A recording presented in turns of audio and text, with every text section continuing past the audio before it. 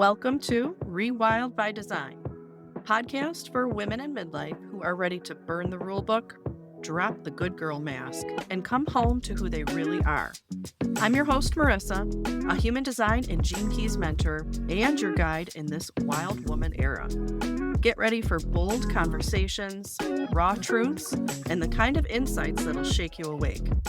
Because midlife isn't the end of your story.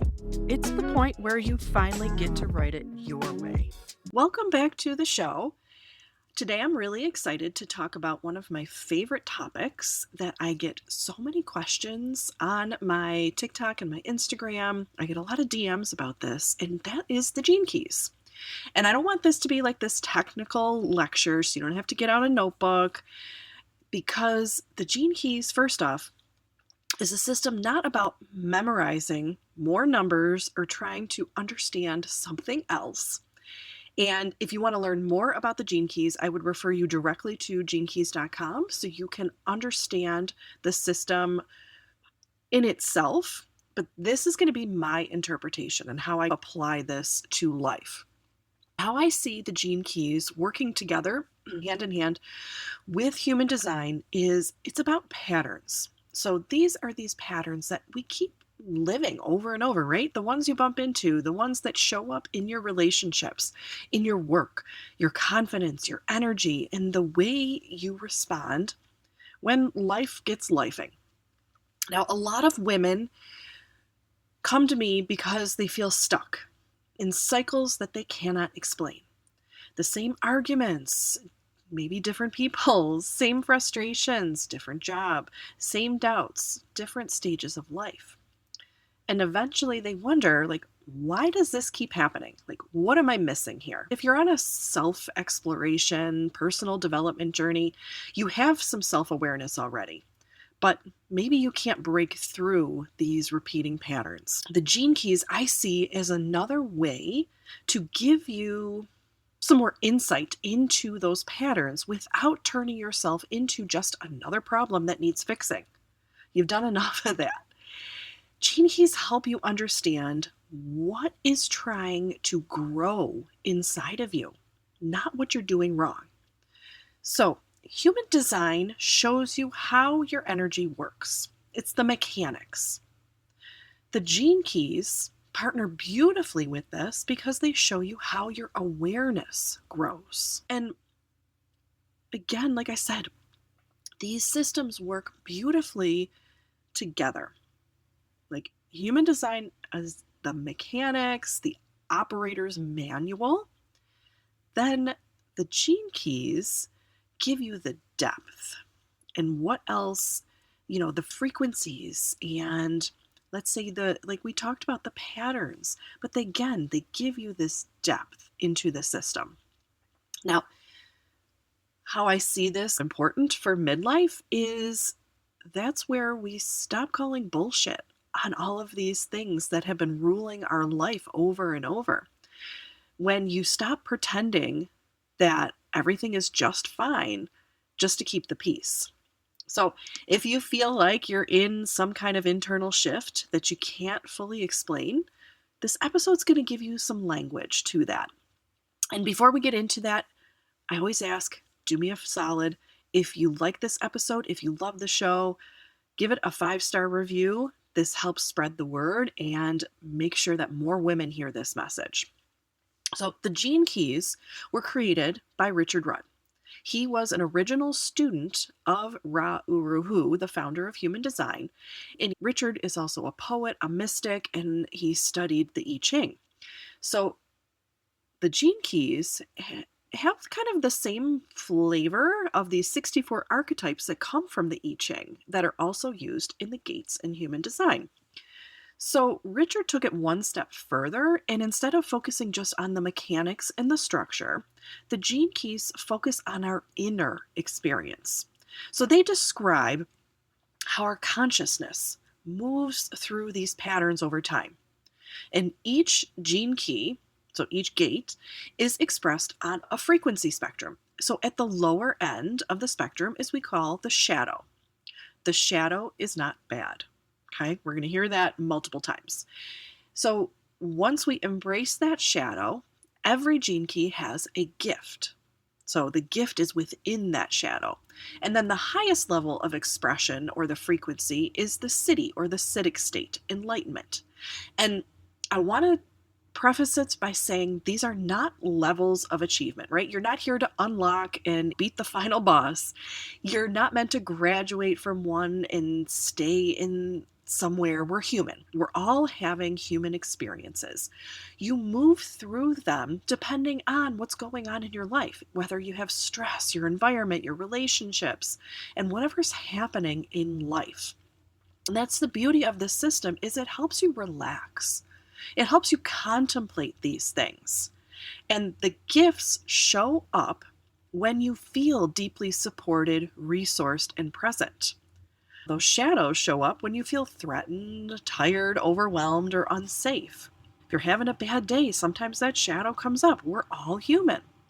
Now, and lastly, the siddhi, or that highest expression, is this kind of more rare state, but it's a state of deep presence and awareness. And some schools of thought say, oh, we're humans, we can't achieve that level of enlightenment. That's only for Christ consciousness or Buddha. I call bullshit on that because there have been other expressions of this Siddhic state in human history. And it's going to continue to evolve as more people embrace their shadows and step into their gifts. We're going to continuously expand our consciousness. Okay, I'm off my soapbox. But now, when we talk about the gene keys, it's a lot different than most personal growth work because there is no pressure here to improve yourself. There's only an invitation to observe yourself with truth and open eyes. In midlife, that's really important because I know myself when I hit my late 30s and now into my 40s, I was honestly tired of trying to become a quote unquote, a better version of myself.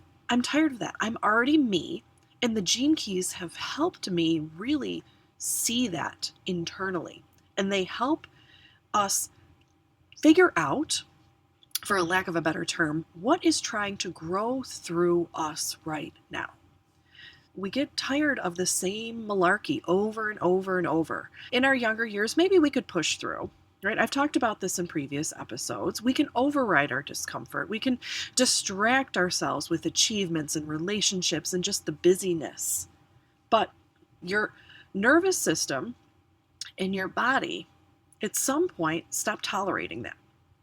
And at some point along this journey, we ask questions like, why do I keep ending up in the same pattern or same dynamic with different people? They're two completely different relationships. Why is this happening again and again? Or why do I keep doubting myself even when I logically know better?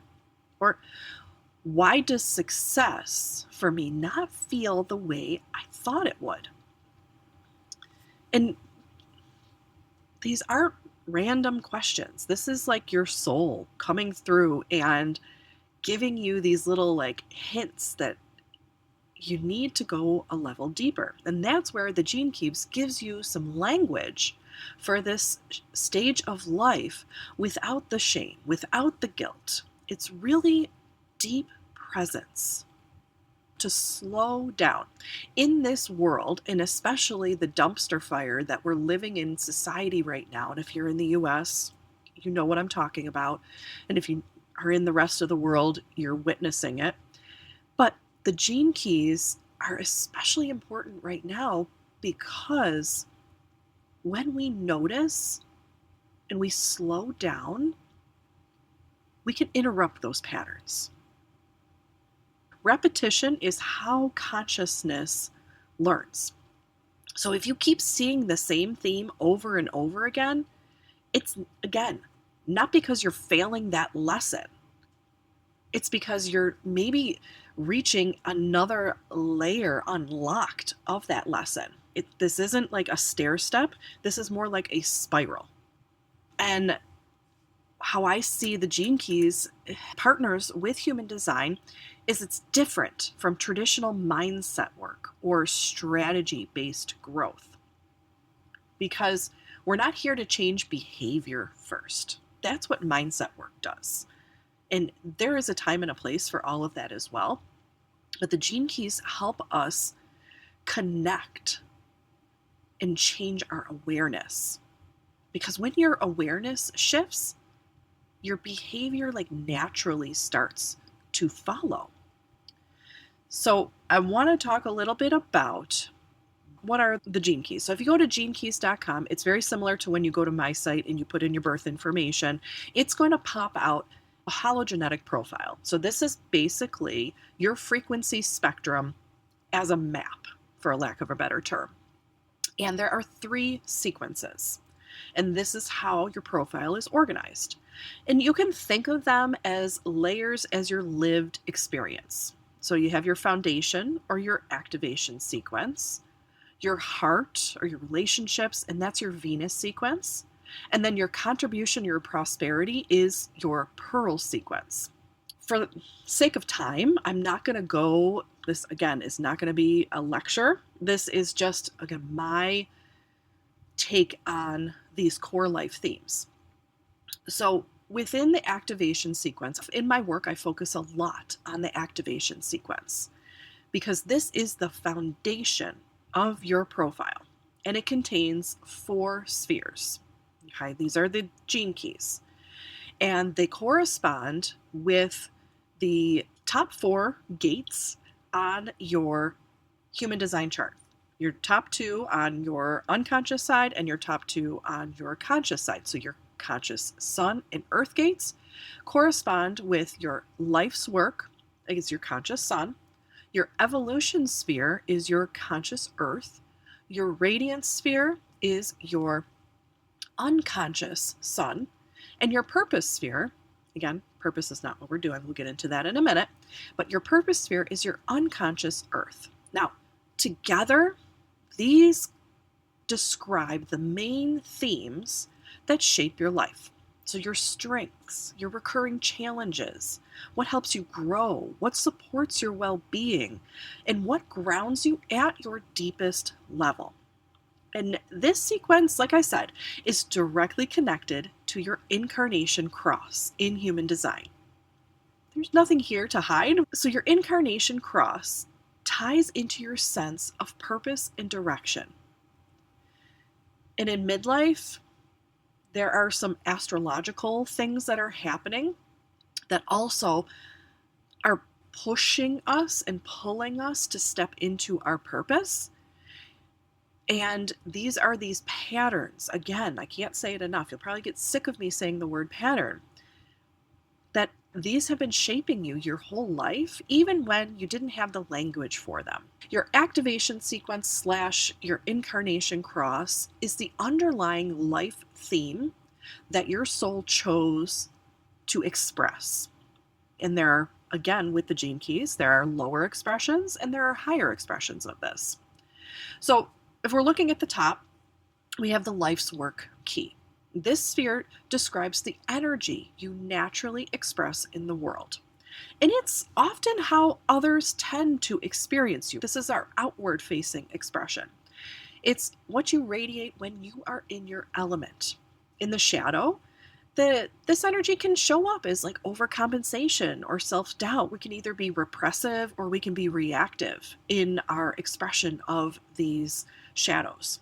But in the gift, it literally becomes your natural contribution to the world.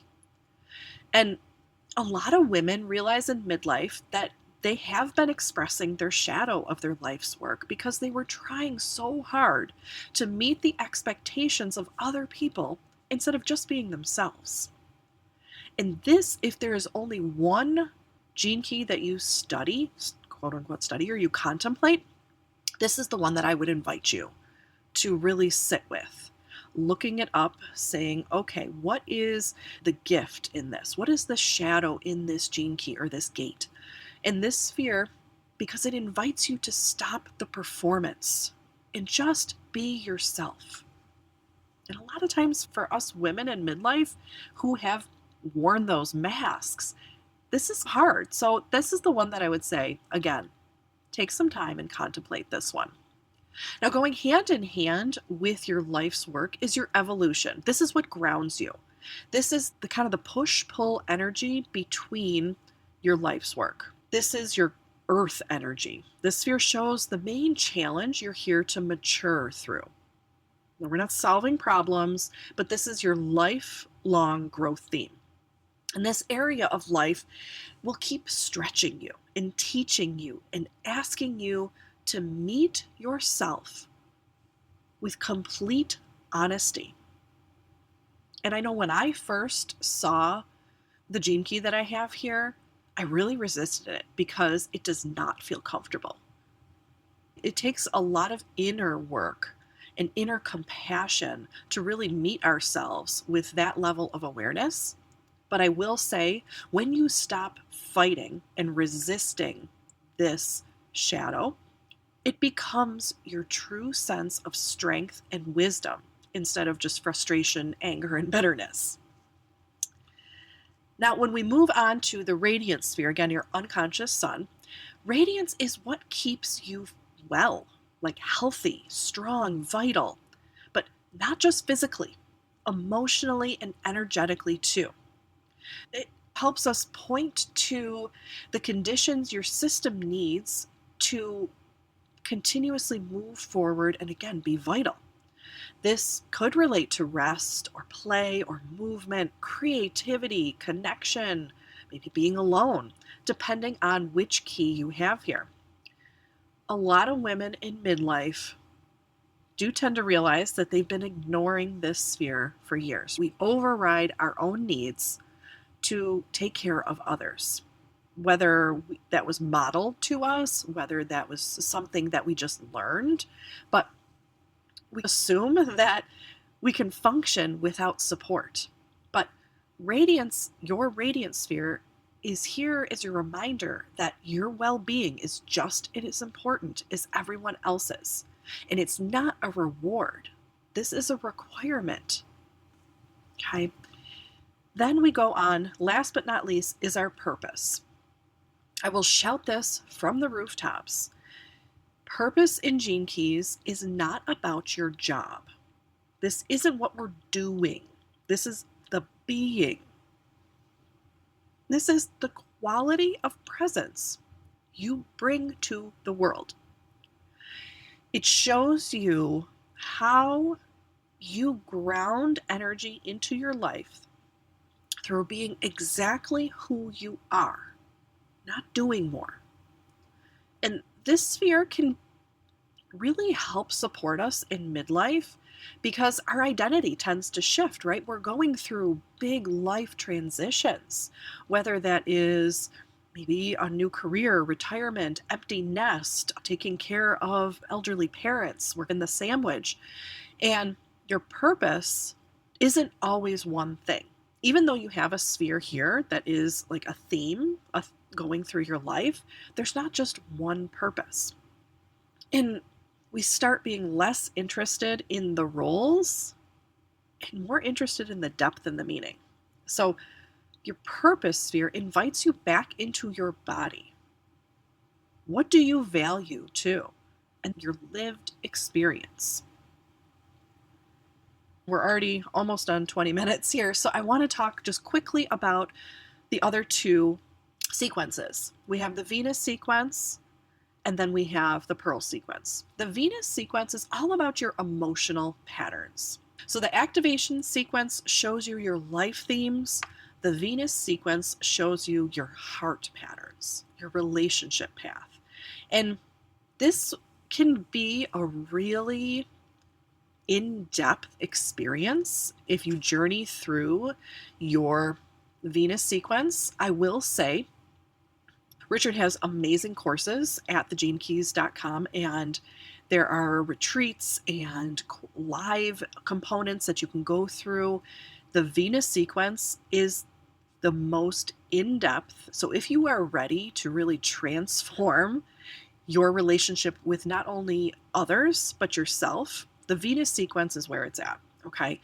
It reflects from even your earliest states, from being a child to even before that, when you were in your womb and ancestral things. This is not surface level stuff. This is how you learn to relate, how you learn to protect yourself or experience intimacy, and how your old emotional wounds can still shape your choices today. Again, childhood conditioning, attachment patterns, and the way your nervous system learned to survive in relationships. It's about how love moves through you, how you give it, how you receive it, and where you learned to close your heart to stay safe. And the sequence here includes spheres that relate directly to your sense of safety, your emotional triggers, your relationship dynamics, your core wound, and your deepest capacity for love. And something important that I really want to stress is that you don't outgrow these patterns by understanding them intellectually. A little story here. The first time I went through the Venus sequence, I did that exact thing. I went through, I took notes, I memorized what was being said. I was like, okay, this is what this pattern is. This is my purpose. This is my attraction sphere. And I literally took the intellectual angle, and I will say I did not get as much value out of that experience. But when I softened and really felt in with my body, I brought my awareness and contemplation and treated myself with compassion instead of judgment. That's when I noticed things changing. Maybe the people around me necessarily weren't changing, but my reaction was. And I will say this sequence is life altering. And it's not for everybody, and that's okay. If you're not ready to meet yourself at your depths, that's okay. We can start with where you're at and go from there. I want to talk a little bit more about the Pearl sequence. And a lot of times, myself included, people come to the Pearl sequence thinking prosperity automatically means financial. But this isn't about money. The Pearl sequence looks at how energy, in general, flows to you when you are in the right rhythms with your work, your values, and your natural gifts. So it shows your contribution to the world, how you exchange energy with other people, where you feel most supported and nourished by your work, and maybe where you block receiving things. And a lot of times in midlife, we start questioning our relationship with success. If you're like me and you worked your way up the corporate ladder and still found that you were empty doing that path, like it feels a little jarring to be at quote unquote the top of the mountain and feeling like this is it, right? Or like you sacrificed your own desires for years and now you want something more meaningful. And the Pearl sequence can help you understand and contemplate those deeper patterns. This is not about how much money you can make. We live in a 3D world, and yes, to be wealthy equals safety, but not necessarily, right? It asks you, where in your life do you feel resourced? Doesn't necessarily mean financially resourced. Where do you feel supported? And do you feel in integrity with how you spend your time? Because prosperity in the gene keys is about flow, not force. So naturally, when you do start expressing the gifts that your soul came here to express, and you strip back the layers of conditioning and you meet yourself with awareness, energy can naturally flow to you. The right people will come to you. Aligned opportunities will be shown. And money is a byproduct, right? We live in a 3D world.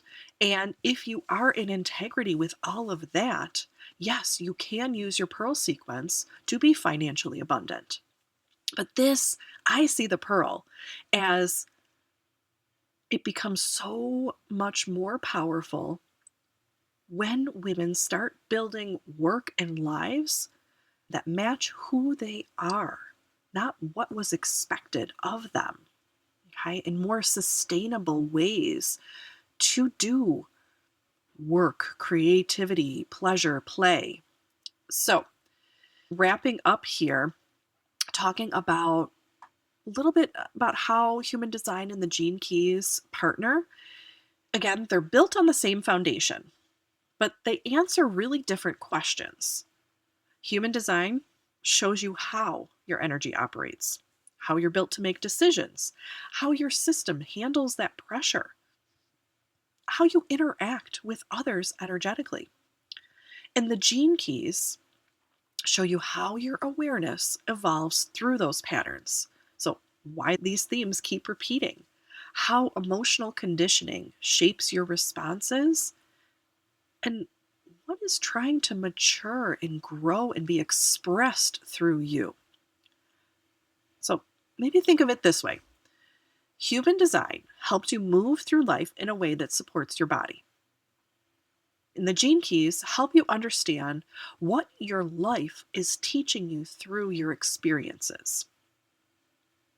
When you use them together, something really powerful and magical happens. You stop trying to fix yourself and you start understanding yourself. You see how your energy and your emotional patterns are interconnected. You cannot dissect them out. You learn to recognize when you're acting from your conditioning versus when you're acting from presence, and you make aligned choices with who you are. Midlife, like I said in the beginning, our tolerance for bullshit is really low.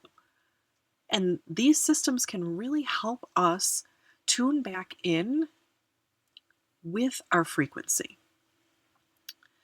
One of the biggest mistakes, myself included, when I first started this work, is that people tend to approach the gene keys like a study manual or like a textbook.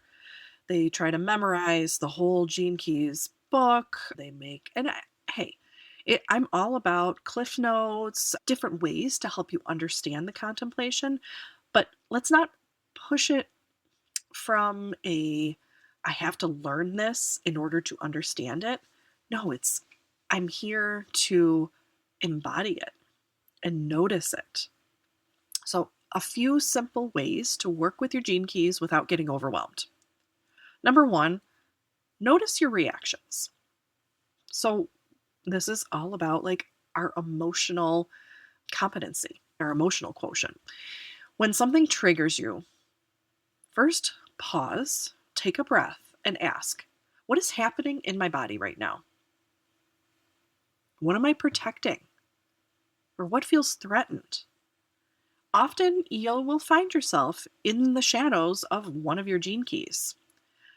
And this is really important to remember, that the shadow is not to be feared. It's not to be held out at arm's length. The shadow is here to be invited in and comforted and met with awareness and presence.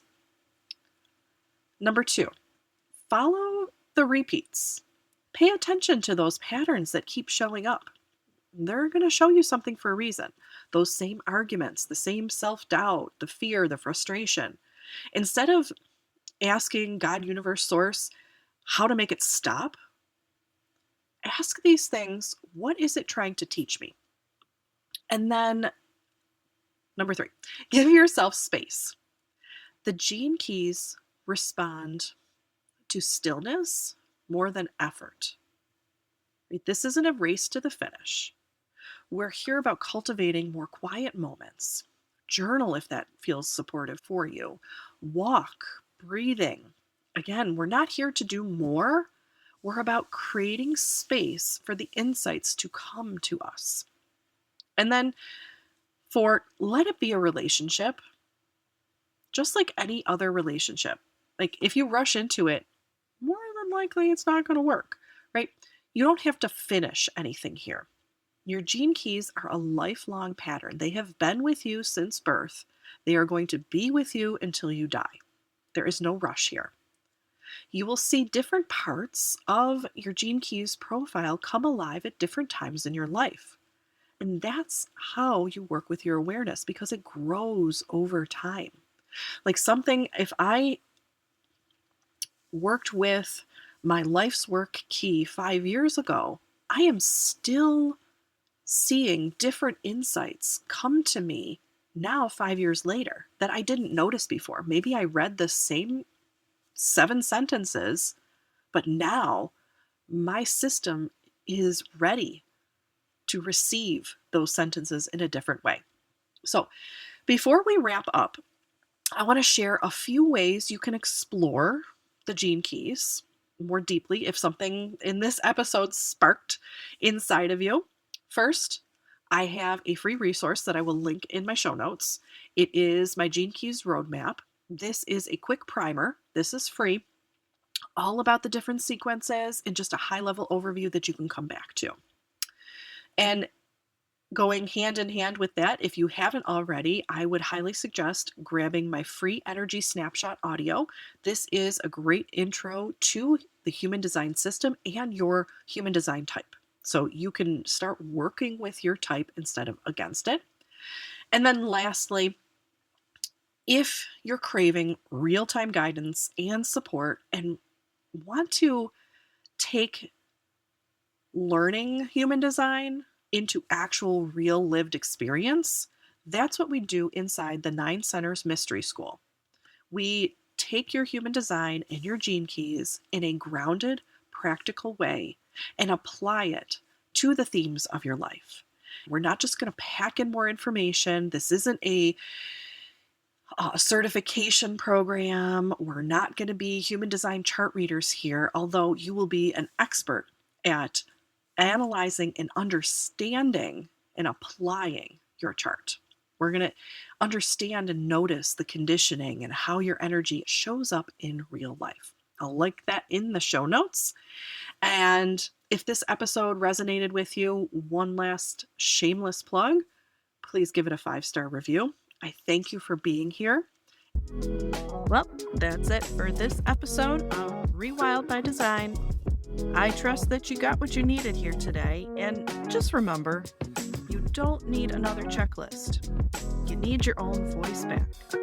So go out, live a little louder, a little freer, and a hell